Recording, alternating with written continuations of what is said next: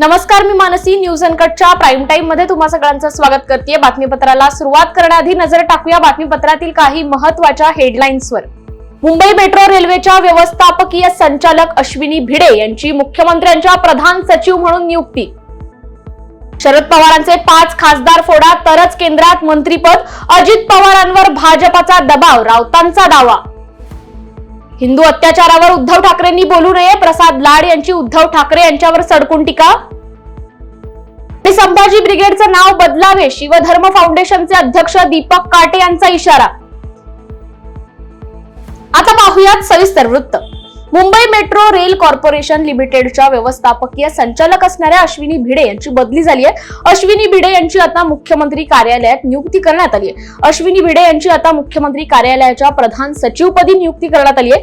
अश्विनी भिडे यांना त्वरित या पदाचा कारभार हाती घेण्याचे आदेश देण्यात आले असून पुढील आदेशापर्यंत मेट्रोच्या व्यवस्थापकीय पदाचा कारभार सांभाळण्याचेही निर्देश देण्यात आले आहेत. शिवसेना उद्धव बाळासाहेब ठाकरे पक्षाचे नेते संजय राऊत यांनी पुन्हा एकदा भाजपवर निशाणा साधलाय. शरद पवार हे पुरोगामी आहेत, ते कधीच भाजपसोबत जाणार नाहीत. उलट शरद पवार यांचे 5 खासदार फोडा आणि केंद्रात मंत्रीपद मिळवा अशी ऑफरच भाजपने अजित पवार आणि प्रफुल्ल पटेल यांना दिली असल्याचा दावा संजय राऊत यांनी केलाय. पण फुटणाऱ्या खासदारांनाही लाज वाटली पाहिजे असा हल्लाबोलही राऊत यांनी केलाय.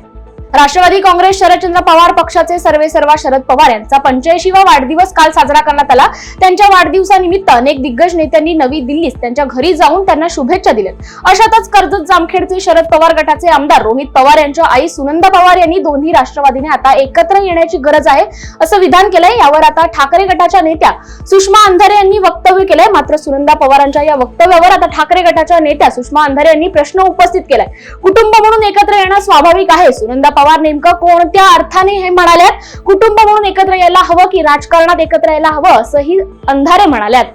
परभणी येथे घडलेली घटना निषेधार्ह असल्याची प्रतिक्रिया काँग्रेसचे माजी आमदार कैलास गोरंट्याल यांनी दिली आहे. तसेच परभणी येथील आंदोलनकर्त्यांवर लाठी हल्ला करणाऱ्या पोलीस अधिकारी आणि कर्मचाऱ्यांवर गुन्हा दाखल करावा अशी मागणी गोरंट्याल यांनी केली आहे. लाठी हल्ला करणाऱ्या पोलीस अधिकारी आणि कर्मचाऱ्यांवर गुन्हा दाखल न केल्यास आंदोलन करण्यात येईल असा इशारा देखील गोरंट्याल यांनी दिला आहे.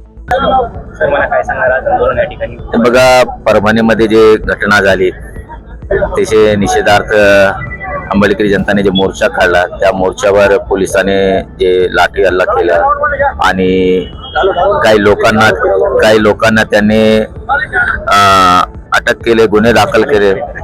त्याच्या निषेधार्थ हा रस्ता रोको होता, आज अल्टिमेटम होता. मला जस्ट माहीत पडला आणि मी इथं भेटायला आलो. सन्मान्य ब्रह्मानंद चव्हाण असेल, सन्मान्य संदीप खरात असेल, आमचे दिनकर दादा असेल, त्या लोकांनी मदतीसाठी मी इथं आलेलो आहे. शांततेने आम्ही आता हे आंदोलन थोड्या वेळानंतर समाप्त करणार आहे आणि एक अल्टिमेटम आहे. जर त्या अधिकारी आणि ज्या कर्मचाऱ्यावर गुन्हे दाखल नाही झाले, की कारवाई नाही केली तर एक आंदोलनाचा आणखीन एक भाग पुढे ठरण्याचं ठरलेला आहे. यांना मी सांगितलं, जर आपण जालना बंद करायचा तुम्ही डिसाईड करत असेल तर आपण काय करू. जर जालना बंद करायचं असेल आणि पोलीस जे कारवाई करतात त्याला थांबला पाहिजे. आणि आंबेडकरी जनताने जर डिसाईड केले जालना बंद करायचा, तर मी त्यांना सांगितलं की मी तुमच्या सोबत आमचे जेवढे व्यापारी बंधू आहेत त्यांना भेटणार आहे, त्यांना रिक्वेस्ट करणार आहे की आमचा जे बंदाचा हक असेल आपण आम्हाला मदत करा. त्यासाठी मी विनंती करणार आहे आणि निश्चितही जे आमचे आंदोलनकर जे डिसाईड करणार त्याच्या पाठीशी मी आहे, एवढं सांगतो. जय हिंद, जय महाराष्ट्र. वेळ झाली बातमीपत्रात छोट्याशा विश्रांतीची. कुठेही जाऊ नका, पाहत रहा न्यूज अनकट. ऐतिहासिक वारसा लाभलेला मराठ मुलूक महाराष्ट्र. या महाराष्ट्राला विविध रंगी छटा आहेत. साहित्य, कला, पर्यटन, नृत्य, भाषा, संत परंपरा अशा विविधतेने तो नटलेला आहे. हीच गौरवशाली विविधता जपत सुवरंग मराठी केवळ महाराष्ट्राच्या सांस्कृतिक संहितेपुरते मर्यादित न राहता समकालीन नवकल्पनांवर आधारित कार्यक्रमांद्वारे मराठी मनोरंजन विश्वात स्वतःची एक अनोखी जागा निर्माण करत आहेत. मराठी मनोरंजन क्षेत्रातील उत्तम दिग्दर्शक, लेखक आणि निर्मात्यांच्या प्रतिभेचा पुरेपूर वापर करून मनोरंजनाचा आगळा वेगळा रंग उधळण्यास आम्ही सज्ज आहोत. स्वरंग मराठीचे उद्दिष्ट मराठी मनोरंजन क्षेत्रामध्ये मनोरंजनाची वहिवाट सोडून, रूढीवादी पद्धती तोडून मनोरंजनाचा समृद्ध अनुभव प्रदान करून देण्याचा आहे. म्हणूनच यात विविध पद्धतीचे मनोरंजक आणि माहितीपूर्ण कार्यक्रम स्वरंग मराठीवर बघता येतील. शेवटी एकच, धकाधकीच्या जीवनात धांगडधिंगा करण्यापेक्षा बसूया, हसूया, गाऊया, जगूया. नाती गोती श्रावण मोती गावामधले जिवंत रंग. नाती गोती श्रावण मोती गावामधले जिवंत रंग. चला जोडूया, चला पाहूया, जशी संस्कृती तसा स्वरंग. विश्रांतीनंतर बातमीपत्रात पुन्हा एकदा स्वागत करते. डोक्यावर मुसलमानाची टोपी घातलेल्या बाडग्या उद्धव ठाकरेंनी हिंदू अत्याचारावर बोलू नये, त्यांनी पंतप्रधान नरेंद्र मोदी यांना विचारण्याचा अधिकार संपवलाय, अशी सडकून टीका आज भाजप आमदार प्रसाद लाड यांनी कोल्हापुरात माध्यमांशी बोलताना केली आहे. दरम्यान हिंदूंच्या एकाही मंदिराला धक्का लागणार नाही, हिंदूंची मंदिरं वाचवणार असून अनधिकृत मशिदी पाडणार असल्याचं प्रसाद लाड यांनी स्पष्ट केलंय. ईव्हीएम वर काँग्रेसकडून प्रियंका गांधीही निवडून आल्या, त्यामुळे ईव्हीएम वर संशय वाटत असेल तर अशा नेत्यांनी पहिला राजीनामा द्यावा, असंही लाड यांनी म्हटलंय. आरोपही देखील केला की मुंबईतील काही हनुमान मंदिरांच्या ठिकाणी अतिक्रमणाच्या कारवाईच्या नोटिसा देण्यात आल्या आहेत. मग सरकार निवडणुकीपुरतं जय श्रीराम जय हनुमानच्या घोषणा देत. एकही मंदिर तुटणार नाही, एकही हनुमान मंदिर पाडलं जाणार नाही, हा हिंदूंना शब्द आहे. ज्या पद्धतीमध्ये मस्जिदींवरचा अनधिकृत मस्जिदीवरचा विषय नितेश राणे आणि मी उचलला, मुंबईमधल्या जवळजवळ 12 मस्जिदी पाडण्याचं ज्याच्यासाठी आम्ही नोटिसी दिल्या, आणि ते देखील मी फार स्पष्ट करतो, मस्जिदीचं जे जुनं स्ट्रक्चर होतं त्याबद्दल आमचा कुठलाही आक्षेप नव्हता, परंतु त्याच्यावरती 3-3, 4-4 मजले वाढवून कोविडच्या काळात ज्या प्रकारे वाढवले गेले, ज्यामध्ये वेगवेगळ्या प्रकारचे रॅकेट्स चालवले जातात, त्याला आमचा विरोध आहे.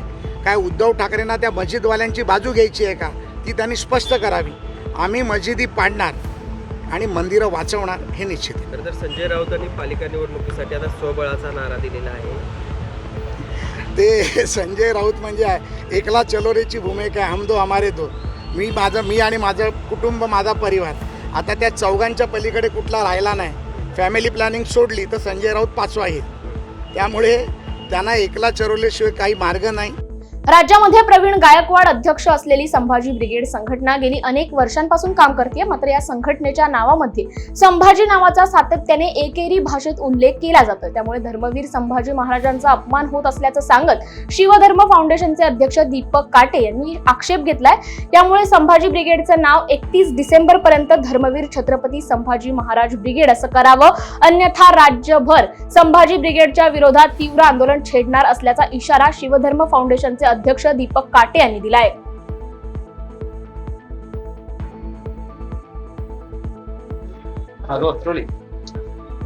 रामकृष्णारी संभाजी ब्रिगेड या संघटनेनं धर्मवीर छत्रपती संभाजी महाराजांचा जो जाणून बुजून केलेला अवमान आहे, या अवमानाच्या विरोधात शिवधर्म फाउंडेशननं आजपासून राज्यभर तीव्र आंदोलन छेडलेलं आहे. येत्या काळात 31 डिसेंबर पर्यंत संभाजी ब्रिगेडनं जर आपण नाव बदलणार आहोत अशी घोषणा सोशल मीडियावर किंवा आमच्या पत्रव्यवहारात नाही केली तर राज्यभर तीव्र आंदोलन छेडण्यात येईल. छत्रपती संभाजी महाराजांच्या एकेरी नावाने जो केलेला उल्लेख आहे तो महाराष्ट्रासाठी अपमानजनक आहे. त्यानं करोडो शिवप्रेमींची, शंभूप्रेमींच्या भावना दुखावलेल्या आहेत. तुम्ही संभाजी ब्रिगेड हे नाव बदलण्यासाठी आग्रह करत आहे. संभाजी बिडीचं नाव बदललं देखील त्यासाठी ते काल आंदोलन केलं होतं. काय धर्मवीर छत्रपती संभाजी महाराज परभणी शहरातील मोक्याच्या ठिकाणी अर्थात जिल्हाधिकारी कार्यालय तथा रेल्वे स्टेशन परिसरात असलेल्या विश्वरत्न महामानव डॉक्टर बाबासाहेब आंबेडकर यांच्या पुतळ्यासमोर असलेल्या संविधान प्रतिकृतीची विटंबना केल्याची घटना घडली असून याचे राज्यभर तीव्र पडसाद उमटत असल्याने वंचित बहुजन आघाडी आणि दलित संघटना रस्त्यावर उतरल्या असून समाजकंटकांवर कठोर कारवाई करण्यात यावी या मागणीसाठी समाज एकवटलाय. शेवगाव येथे तहसीलदार प्रशांत सांगडे यांना तर पोलीस निरीक्षक समाधान नागरे यांना घटनेच्या निषेधार्थ कॉम्रेड संजय नांगरे आणि संजू भाऊ लहानसे यांनी निवेदन दिलंय. केज तालुक्यातील मस्साजोग येथील आदर्श सरपंच संतोष देशमुख यांच्या हत्या प्रकरणातील आरोपींना अटक करून सूत्रधार आणि राजकीय वर्दहस्त असलेले सूत्रधार यांचा शोध घेऊन त्यांना 6 आरोपी करण्यात यावे, त्यासाठी CID मार्को टेस्ट मार्फत चौकशी करून त्यांना अटक करण्यात यावी आणि सदरची केस ही जलद गती न्यायालयात चालवावी या मागणीसाठी सरपंच संघटनेच्या वतीने तहसीलदारांना निवेदन देण्यात आलं असून याविषयी कारवाई न झाल्यास लोकशाही मार्गाने तीव्र आंदोलन करण्यात येईल असा इशारा या निवेदनाद्वारे देण्यात आला आहे. वेळ झाली बातमीपत्रात छोट्याशा विश्रांतीची. कुठेही जाऊ नका, पाहत रहा न्यूज अनकट. ऐतिहासिक वारसा लाभलेला मराठ मुलूक महाराष्ट्र. या महाराष्ट्राला विविध रंगी छटा आहेत. साहित्य, कला, पर्यटन, नृत्य, भाषा, संत परंपरा अशा विविधतेने तो नटलेला आहे. हीच गौरवशाली विविधता जपत स्वरंग मराठी केवळ महाराष्ट्राच्या सांस्कृतिक संहितेपुरते मर्यादित न राहता समकालीन नवकल्पनांवर आधारित कार्यक्रमांद्वारे मराठी मनोरंजन विश्वात स्वतःची एक अनोखी जागा निर्माण करत आहेत. मराठी मनोरंजन क्षेत्रातील उत्तम दिग्दर्शक, लेखक आणि निर्मात्यांच्या प्रतिभेचा पुरेपूर वापर करून मनोरंजनाचा आगळा वेगळा रंग उधळण्यास आम्ही सज्ज आहोत. स्वरंग मराठीचे उद्दिष्ट मराठी मनोरंजन क्षेत्रामध्ये मनोरंजनाची वहिवाट सोडून, रूढीवादी पद्धती तोडून मनोरंजनाचा समृद्ध अनुभव प्रदान करून देण्याचा आहे. म्हणूनच यात विविध पद्धतीचे मनोरंजक आणि माहितीपूर्ण कार्यक्रम स्वरंग मराठीवर बघता येतील. शेवटी एकच, धकाधकीच्या जीवनात धांगडधिंगा करण्यापेक्षा बसूया, हसूया, गाऊया, जगूया. नाती गोती श्रावण मोती गावामधले जिवंत रंग.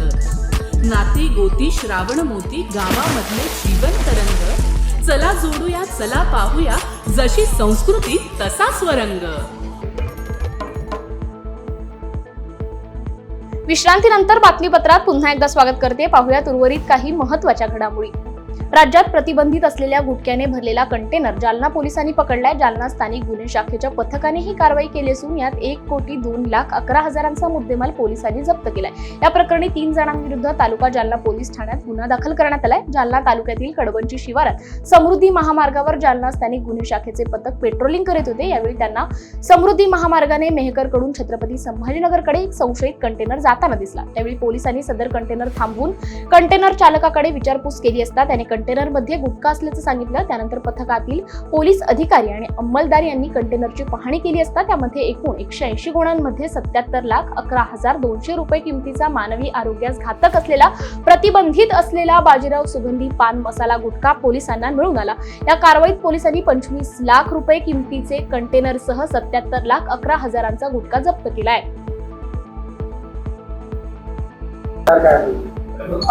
आज पहाटे साधारणपणे 1:10 सुमारामध्ये स्थानिक गुन्हे शाखेचं पथक आहे, पोलीस निरीक्षक पंकज जाधव साहेब आणि त्यांच्या टीमला एक माहिती मिळाली की कडवंची शिवारामध्ये एक गाडी काहीतरी अवैध वस्तूंची वाहतूक करण्याकरता येणार आहे. त्या माहितीवरनं त्यांनी ट्रॅप लावला आणि एक कंटेनर त्यांना भेटलं. संशयास्पद कंटेनर होतं. त्याचं चेक केलं असता त्यामध्ये साधारणपणे 77 लाख रुपयांचा गुटखा हा मिळून आलेला आहे. 77 लाखांचा गुटखा प्लस 25 लाखाचं कंटेनर असा सुमारे 1 कोटी रुपयांचा मुद्देमाल जप्त केलेला आहे.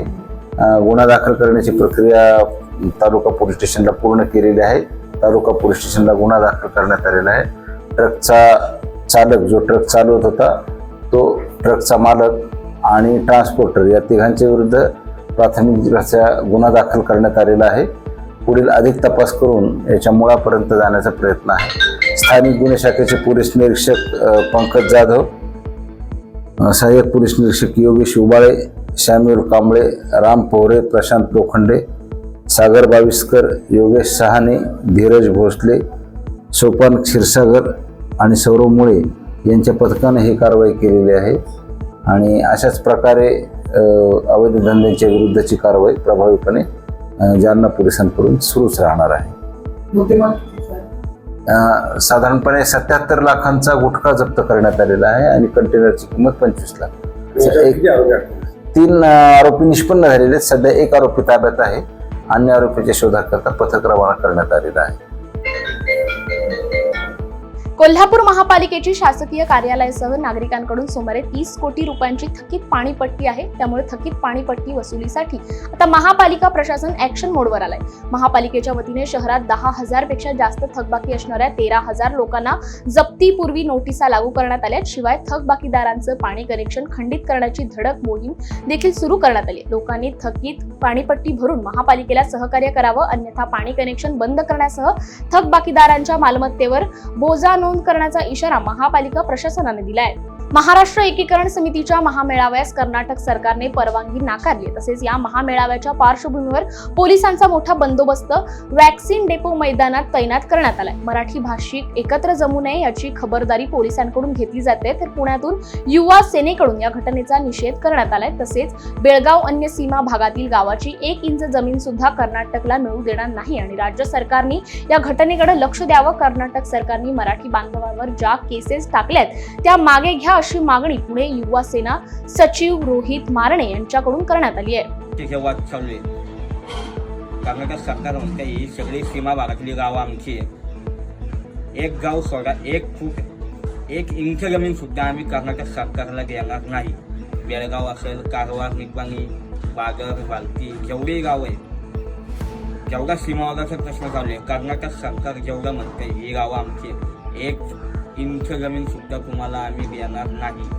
आणि भरत शेठ गोगावले आज आम्ही पत्र गेलेलं आहे. महाराष्ट्र राज्य परिवहन महामंडळाचे ते अध्यक्ष आहे सन्माननीय, त्यांना आम्ही पत्र दिलं आहे. जोवर ते आणि आपले मराठी कार्यकर्त्यांवर जे गुन्हे दाखल केलेले आहेत तिकडे कर्नाटक सरकारने ते जोवर मागं घेत नाही तोवर या महाराष्ट्रात एकही कर्नाटक राज्यातून खासगी सरकारी कुठलीही गाडी इथं आली नाही पाहिजे. आली तर आम्ही ते फोडून टाकू असा इशारा आम्ही देतो. जय महाराष्ट्र. वेळ झाली या बातमीसह प्राईम टाइम मध्ये इथेच थांबायची. पाहत रहा न्यूज अनकट. नमस्कार, मी मानसी. न्यूज अनकटच्या प्राईम टाइम मध्ये तुम्हा सगळ्यांचं स्वागत करते. बातमीपत्राला सुरुवात करण्याआधी नजर टाकूया बातमीपत्रातील काही महत्त्वाच्या हेडलाईन्सवर.